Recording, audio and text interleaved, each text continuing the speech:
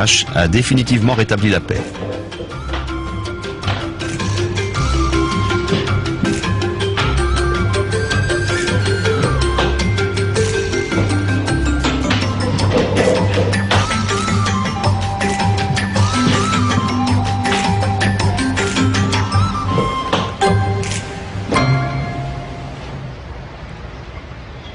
Bien sûr, Penny tenait à ce que Michael apprenne lui aussi la langue des signes.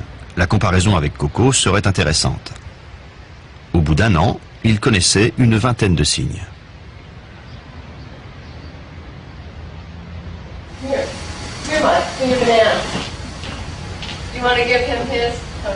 Trois ans passèrent. Coco et Michael avaient doublé de taille et de volume. Il fallait leur trouver un endroit plus spacieux. Penny et Ronald ont quitté l'université de Stanford en 1979. Ils avaient trouvé un lieu pour leur famille de gorilles dans les montagnes de Santa Cruz. Ce site de 3 hectares devint du même coup le nouveau siège de la Gorilla Foundation, leur fondation pour la protection des gorilles. Une forêt, des prairies, un verger. Les gorilles pouvaient maintenant découvrir le monde extérieur, sans danger puisque le domaine était entièrement clôturé. Quant à Penny et Ronald, ils vivaient et travaillaient sur place. En plus, il y avait de quoi installer plusieurs grandes cages, indispensables terrain de jeu pour Coco et Michael. À cette époque, le projet d'études Coco, prévu pour 4 ans, durait déjà depuis 10 ans. Penny et Coco étaient devenus très proches.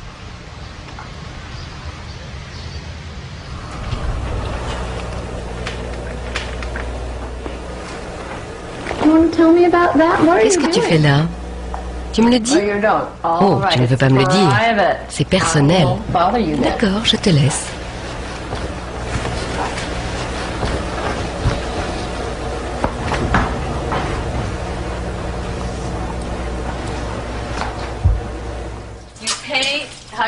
Exprimer ses sentiments, ses besoins, ses désirs était devenu facile pour Coco. Elle parlait couramment maintenant. Give you. I owe you. What do I owe you? I owe you a nut. She says I owe you a nut. Why would I owe you a nut? Pourquoi je dois te donner une noix? Because you're good? Parce que tu es gentille. Ah bon? Chase where? Tu vas aller aux toilettes? You toilet. Vas-y. You go.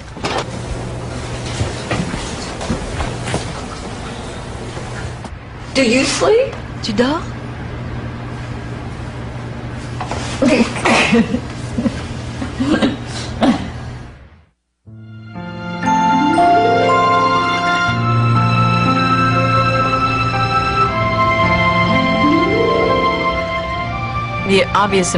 Les premières émotions que Coco a exprimées clairement étaient la tristesse et la joie. Ce qu'on a pu rire avec les chatouilles. You gorilla, tickle, catch. Okay. Il y avait aussi plus subtil, comme la culpabilité. What happened? Qu'est-ce qui s'est passé? Broke bad. Cassé, vilaine? Hungry bad. Chippée, vilaine? Oh, honey. Oh, ma chérie. Coco, Coco, gentille. Oh, all right. You'll make up. Un baiser. Un jour, Ronald était en train de filmer. Et pendant que j'avais le dos tourné, elle s'est mise à bouffer du papier. Elle volait des morceaux et regardait par en dessous, l'air de dire « Je suis en train de faire quelque chose de mal, est-ce qu'il me voit ?» Chaque nouvelle expérience montrait que non seulement Coco éprouvait des sentiments complexes, mais qu'elle les exprimait sans retenue. C'est comme avec les enfants. Il y a des fois où ils vous font tourner en bourrique et vous ne pouvez pas vous empêcher de leur crier dessus. La plupart du temps, c'est vrai qu'elle me fascinait. Si elle avait été mon propre enfant, je n'aurais pas eu autant de patience. Je reconnais qu'à certains moments, elle me tapait sur les nerfs. Mais la fascination était toujours plus forte.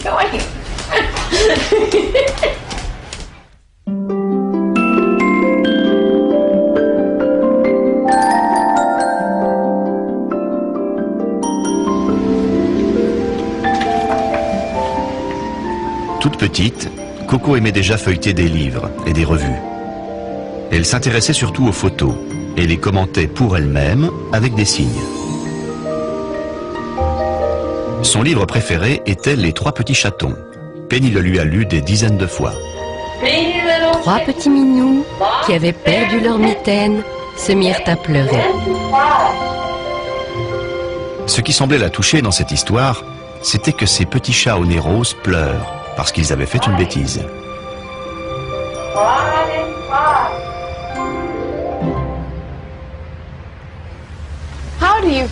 Tu aimes les chats?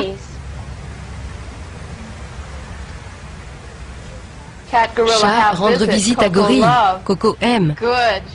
Offrir un chat à Coco, pourquoi pas? C'était pour Penny une nouvelle occasion de tester la sensibilité de sa protégée.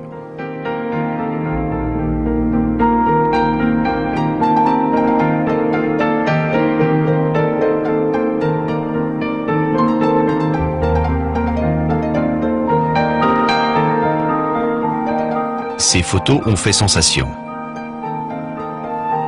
De même que le livre et la cassette vidéo, Les Chatons de Coco. Le public découvrait les gorilles sous un jour entièrement nouveau.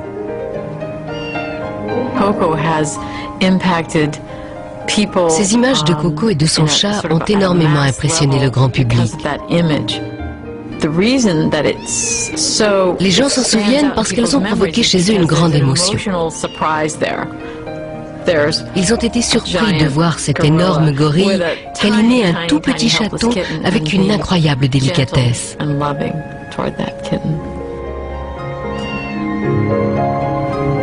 Ce chat n'avait pas de queue. C'est peut-être pour cela que Coco l'a appelé All Ball, boulette. Coco adorait All Ball. Elle passait des heures à jouer avec lui.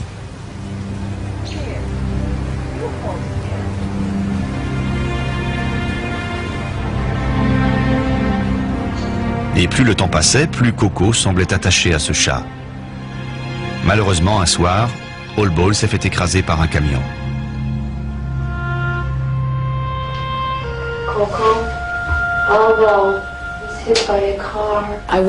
Je suis tout de suite allée la trouver et je lui ai expliqué « Coco, il est arrivé quelque chose à ton petit chat. Tu ne le verras plus. Il est mort. »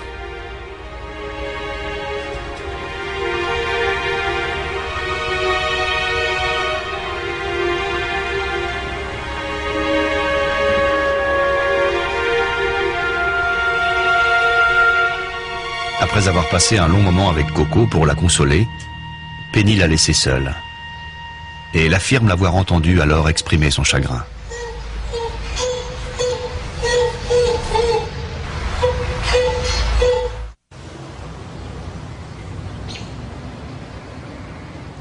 La disparition de All Ball et la tristesse de Coco n'ont pas tardé à se savoir. Et bientôt, on lui a envoyé des dizaines de chatons. Le monde entier voulait l'aider à retrouver un ami.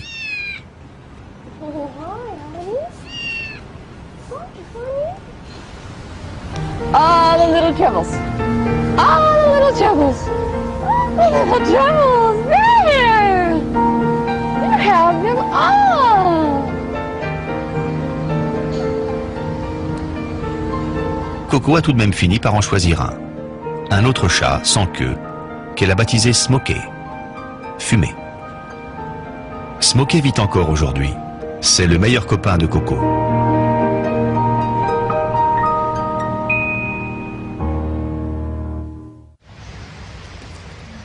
Coco est désormais une célébrité qui intéresse aussi le monde du show business.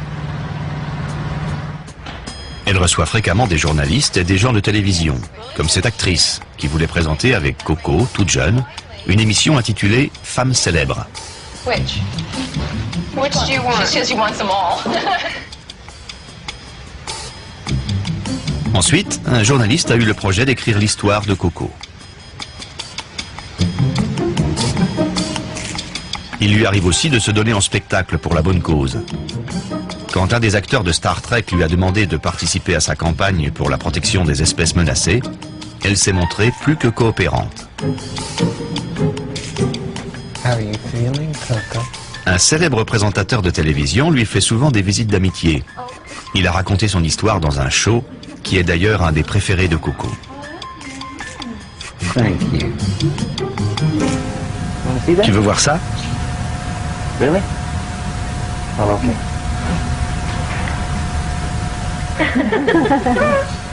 Put them on the other way. Coco.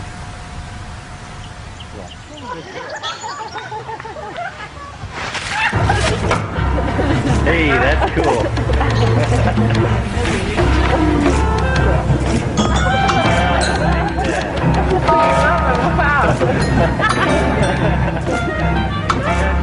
That's great,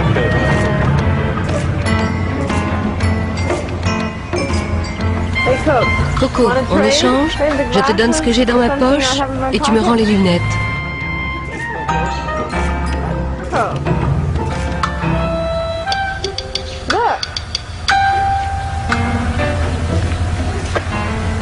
Make a deal. Allez, en échange. Pretty good about it. Well, very, very nice. Ce jeune visiteur, Coco le connaissait, si l'on veut, avant qu'il ne soit né. Elle avait vu Meg, une des assistantes de Penny, enceinte. C'est mon bébé, Coco. Tu te souviens du bébé? Le ventre. Oui, bravo. What do you think, Cokie? Et toi, tu n'as pas envie d'avoir un bébé?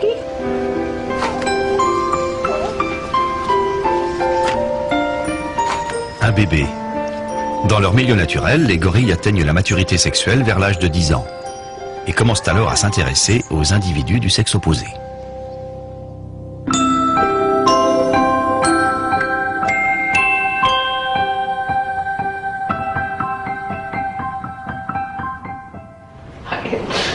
Regarde.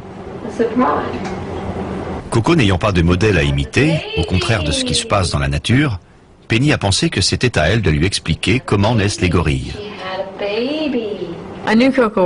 Je savais que Coco voulait un bébé depuis le jour où je l'avais vu faire le signe qui veut dire « veux ça » en regardant à la télévision un gorille qui tenait un petit dans ses bras. Elle avait distinctement montré du doigt le bébé. Il y avait aussi son comportement avec ses gorilles en peluche. Pas avec ses baigneurs ni ses autres poupées, uniquement avec ses gorilles en peluche.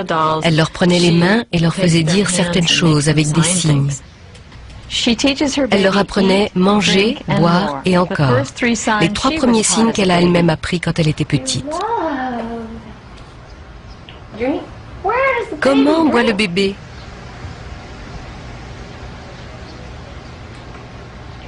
Boire. Le bébé fait le signe vers sa bouche. Boire. Bouche. C'est le bébé qui répond. Ce qui nous intéresse, ce que nous appelons la transmission culturelle, ce serait qu'elle apprenne à son rejeton les choses que nous lui avons apprises.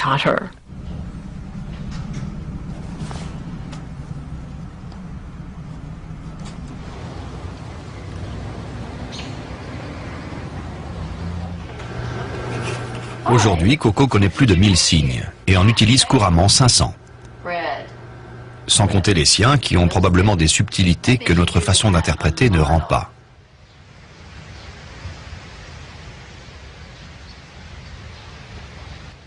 Avec Coco, Penny et ses collègues ont toujours utilisé simultanément la langue des signes et l'anglais parlé. Et si Coco nous paraît tellement humaine, c'est précisément parce qu'elle comprend l'anglais. Encore un et tu fermes le robinet, d'accord? Good.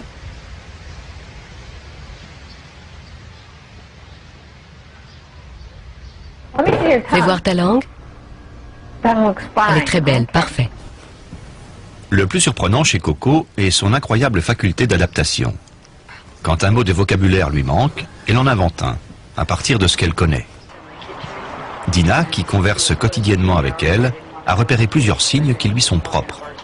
On emploie des mots en anglais et si on ne lui propose pas des signes pour ces mots, elle ne peut pas nous dire que c'est cette chose-là qu'elle veut. Browse est le mot qu'on emploie pour désigner les crudités qu'on lui donne entre les repas. Mais nous n'avions pas de signe pour ce mot. Et Coco s'est mise à faire ce geste qui pour nous ne voulait rien dire. Jusqu'au jour où on a compris que c'était browse, comme eyebrows, les sourcils. Elle s'était servie du son browse pour inventer ce signe. Vu tout le mal qu'elle se donne, Coco est en droit de s'énerver quand les autres ne comprennent pas ce qu'elle veut dire. Je ne comprends pas. Oh, sorry. Ce n'est pas bien que je ne comprenne pas. Je suis un peu bête, tu sais. Je devrais avoir honte de ne pas comprendre ce que tu veux me dire.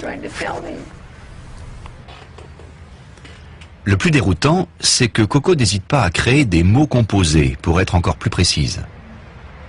Cheveux, oui. C'est pour tes cheveux. Gratter, peigne. Un peigne à gratter? C'est pas mal comme mot pour dire une brosse.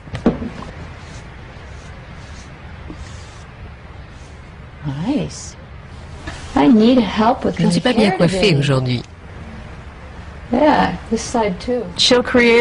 a inventé plusieurs mots comme ça. Œil chapeau pour dire un masque. Doigt bracelet pour une bague. Chaque signe que Coco a fait en présence de Penny ou d'un autre de ses proches a été scrupuleusement noté dans un journal de bord. On étudie ce corpus pour mieux comprendre la structure du langage de Coco.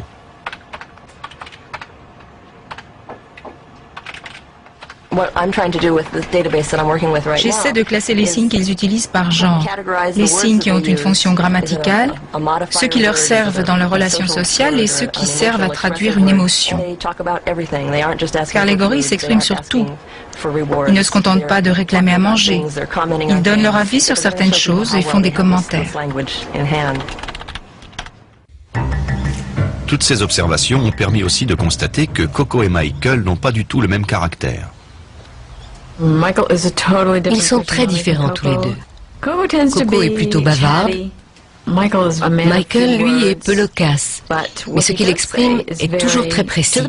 Il va droit